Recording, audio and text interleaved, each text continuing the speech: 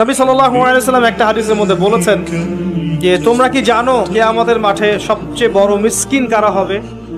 সাহাবায়ে কেরাম বলছেন আমরা তো মনে করি যার সম্পদ কম, অর্থবিত্ত কম, সেই সবচেয়ে বেশি মিসকিন, সবচেয়ে বড় মিসকিন।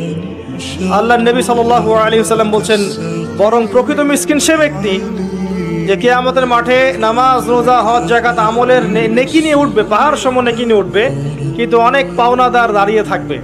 কারো হক নষ্ট করেছে, কারো গীবত করেছে, কারো অপবাদ, কাউকে অপবাদ দিয়েছে, কাউকে অত্যাচার করেছে, সবাই দাঁড়িয়ে থাকবে। এদের হক আদায় না করা পর্যন্ত সে পুলসিরাত পার হতে পারবে না।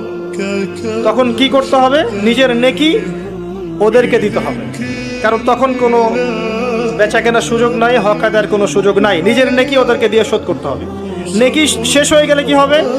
অন্যের গুনাহ তার আমলনামায় আসবে, পরে দেখা যাবে ওই ব্যক্তি জান্নাতে চলে গেছে আর এই ব্যক্তি পাহাড় সমান নেকি নিয়েও জাহান্নামে চলে গেছে।